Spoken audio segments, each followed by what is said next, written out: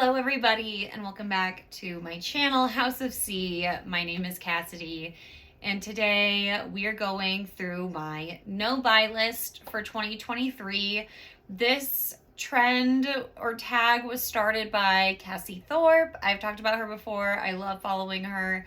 And I've also seen Alyssa Lenore do a video like this as well, so I thought I would do one for myself. The items that I will not be purchasing for this year, my reasoning behind them, and yeah, that is it. But first thing is first, make sure that you like, you subscribe, you comment down below, and also make sure to follow me at my Instagram, Cassidy_Corey, and you can see more content like this over there. So let's get into it. Okay. So first item I have on here is anything monogram. I think that we're all seeing monogram trending out and more of like, if you know, kind of designer pieces, that trend is in. I would say that I'm seeing that as well, that I'm just not gravitating towards my monogram bags as much. I do have Louis Vuitton monogram pieces that I'm just not picking up as much anymore. Of course, trends, they go through cycles. I'm sure monogram will come back around, so I'll keep these few pieces that I have for when that does happen. But for now, I will not be buying monogram pieces. So segueing into monogram and Louis Vuitton, I actually have Louis Vuitton on my no-buy list for this year. Lately, I'm not gravitating towards the brand as much because a lot of their pieces, for the most part, do have monogram all over them.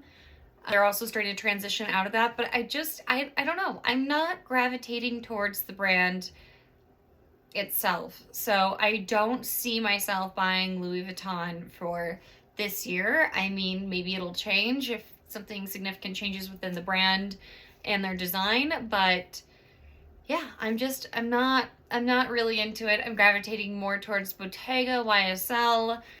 Would love to add a Celine piece. Of course, love Hermes.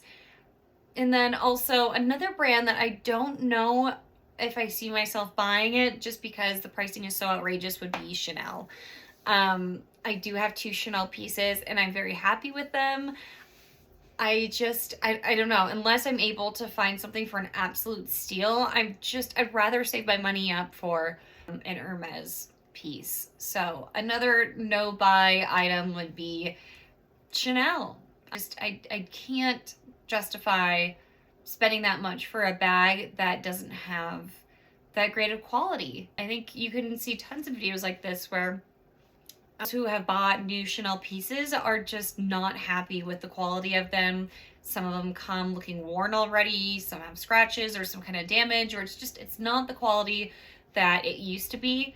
I do have a vintage Chanel flat bag that I love, and I think I'm definitely gravitating more towards vintage in general just because the pricing's better. I feel like something that's, that old but still in great shape just speaks for itself, the quality. So yeah, on my do buy list for this year is definitely more vintage pieces. And again, segueing into designers that I will not be buying, not to state the obvious, but Balenciaga. I mean, not like I even liked the brand from the beginning before all the controversy.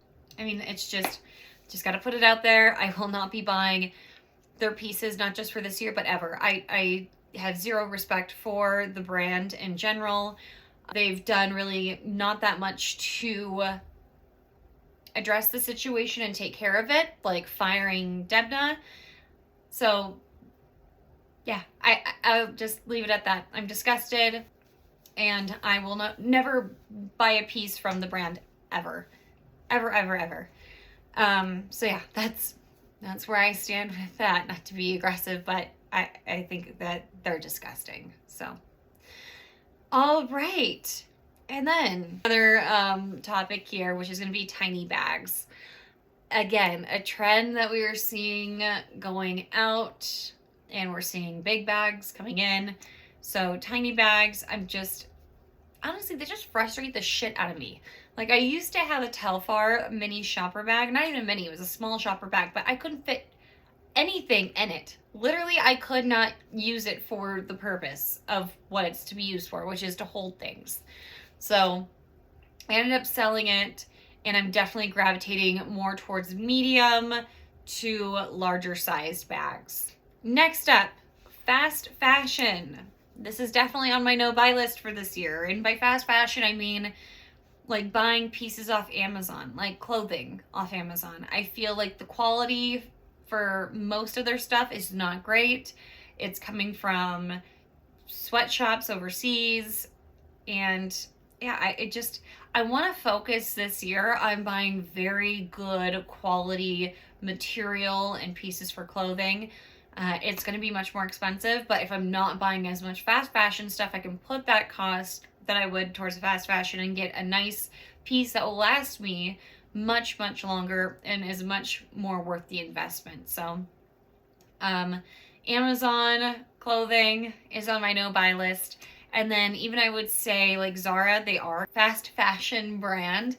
I think they do have some pieces that are decent quality, but it's a brand that I'm going to try and stay away from. I mean, I feel like they're just a higher end Forever 21. Again, gonna do my best to stay away, getting more pieces from like Revolve. I do think that they do have much better quality brands on there. I do like Helsa. I haven't bought anything from there, but I really love like the way their basics look and the structure and the material that goes into them. Jerf Avenue, would love to start buying pieces from there as well. And maybe even Uncle Studios, which is a Lager Shaw's store, and starting to invest in those smaller brands that have much more high quality pieces. So that is my 2 cents on that. And then Midwest chic clothing. And this is not to bash Midwest fashion. I just don't feel like it fits me any longer. I don't live in the Midwest. But just the Midwest chic fashion. It's like, shackets, it's distressed clothing, like distressed sweaters, distressed jeans. I'll put some pictures up just to kind of give you examples of what I mean by like Midwest chic.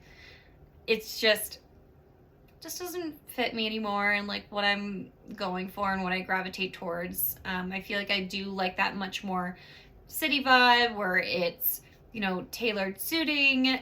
It's much more structured clothing, I guess, in general. Just, I no longer gravitate towards or want. So, yeah, that is what I have on my no buy list for 2023. Comment down below, and I want to hear your thoughts on my items that I will no longer be buying for 2023. And I want to hear what's on your no buy list. What are the things that you are no longer gravitating towards? What are the things you're no longer interested in that you just don't see yourself purchasing? That would be today's video, everybody. I will see you on the next one, and make sure that you subscribe here, and I will put another video down here, and I will see you on the next one. Bye, guys.